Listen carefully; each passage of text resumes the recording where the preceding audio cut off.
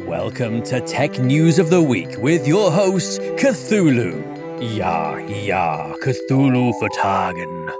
Welcome to do I say Tech News of the Week? Yeah, I do. Yeah, you gave up on being clever because you're, I did. not clever. I gave up on trying because it wasn't going to happen. Welcome to Tech News of the Week. This is our weekly short-form tech news podcast where Chris and I go over 4 interesting news items that we found. Chris, why don't you go first? Let's play a game called Stay on Topic. Indeed. DNS tunneling continues to increase as DNS security adoption continues to not increase. Womp, womp, womp. Now, this is not exactly news, but it's still interesting and worth talking about. Palo Alto's Threat Intelligence and Research Group, Unit 42, have released a new case study on ways that DNS is being abused by threat actors in the wild right now, today. Woo! The primary method that they talk about is DNS tunneling. We will go into this in great detail in a few days, but DNS tunneling is when an attacker registered a malicious domain, let's just say, for example, eviljerks.com. Then they compromise a system inside of a target's network, say ultimaonline.joesflowershop.net. Totally normal server to have. Don't ask any questions. Fair. Now, instead of using normal traffic like HTTP, HTTPS, SSH, RDP to communicate with the compromised system, the attackers use malformed DNS requests to send encoded data over port 53. This is a clever way to get around simple firewall rules, as the communication does not go directly from compromised Ultima server to eviljerks.com. It is first resolved by an innocent DNS resolver in between. They're just trying to help. Yeah, man.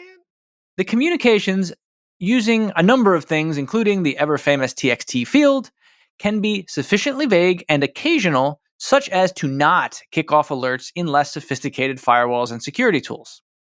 The report states that this kind of thing has been used for more than just malware command and control, with evidence of user tracking, email tracking, exfiltration, network scanning, all the bad things that you can possibly think of that are really long words.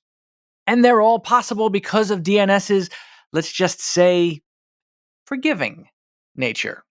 TLDR, it's annoying that DNS can be so easily abused like this. Fix it.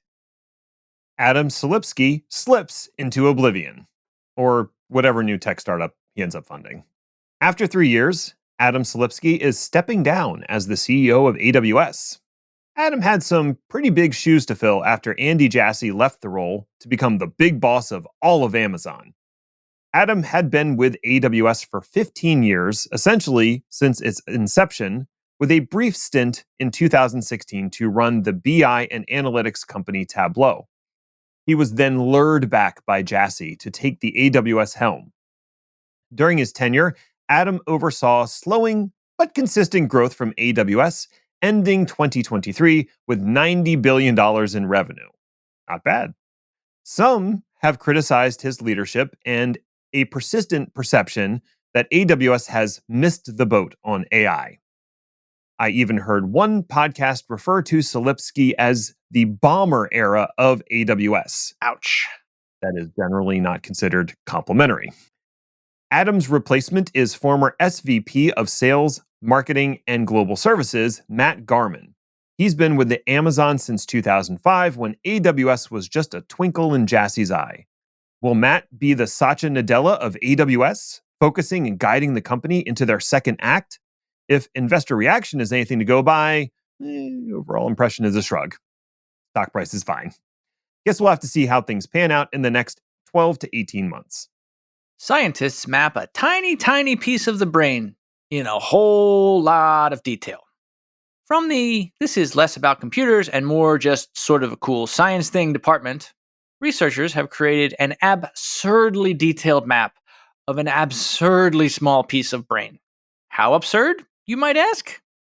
The dataset used to create the image was a total of 1,400 terabytes in size, and described a brain tissue sample all of 1 cubic millimeter in size. This all adds up to a fully rendered image that describes cells that are 15 nanometers across at the big part, and then the various connections between those cells, which are obviously a hell of a lot smaller. Now, in this image, the various cell bodies are artificially colored by their overall size to give a bit of structure to the image, which to me turns it basically into a Jackson Pollock painting, which, if we're being honest, is kind of exactly how I imagine it looks in my brain. I'm sure this whole thing makes a lot more sense to someone with, any idea at all how brain sciencing works. Any progress in this area, while impressive, has to be tempered with a little bit of reality. The brain is the most complex thing on the planet, possibly the universe, if we're patting ourselves on the back, which, being white male Americans, of course we are. The brain has an average of 86 billion neurons, creating 100 trillion connections, which creates consciousness somehow? Hmm? And free will? Let's not Maybe? get into it. Let's not. I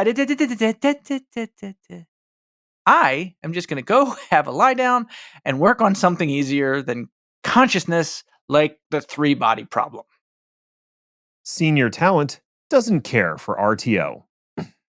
Imagine for a moment you're a top contributor on your team at Ralph's Electronic Boutique and Bait Shop.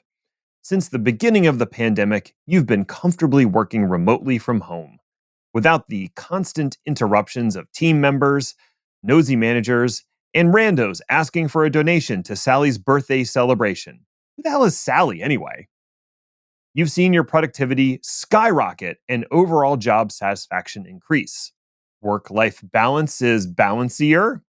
You've traded your morning commute for a nice stroll through the neighborhood, and getting a repair person to come to the house is no longer a logistical nightmare. Suddenly, Sally from HR, oh, right, that's who Sally is sending you threatening emails that you need to start coming back into the office at least 3 days a week or face reprimands and possible termination. The next day, you get an offer from Jasmine's Tech Shop and Fish Hatchery, which is including a nice little raise and 100% work from home. You naturally tell Sally to shove it and feel a bit smug because you didn't donate for her stupid birthday party. Well, if that sounds plausible, a study published by University of Chicago and University of Michigan essentially confirms that this is what is happening across companies that are implementing a return to office policy. The study analyzed the overall impact of RTO at Microsoft, SpaceX, and Apple and found, quote, causal evidence that RTO had a negative effect on tenure and seniority of their respective workforce, end quote. None of this is particularly surprising. If you've grown accustomed to work from home and found that it enhances your work-life balance, why would you ever agree to go back to the office? Especially if you're a senior level person who can pretty easily find a job somewhere else. I continue to believe that most RTO mandates are more about petty management tyrants and long-term real estate deals than they are about productivity or team cohesion. And the data so far backs this conclusion. Remember the time that Andy Jassy said he didn't care what the statistics said? It's definitely better when people are in the office. That was a good time. Yeah, because they're a data-driven company. All right, that's it. We're done. Go away now. Bye.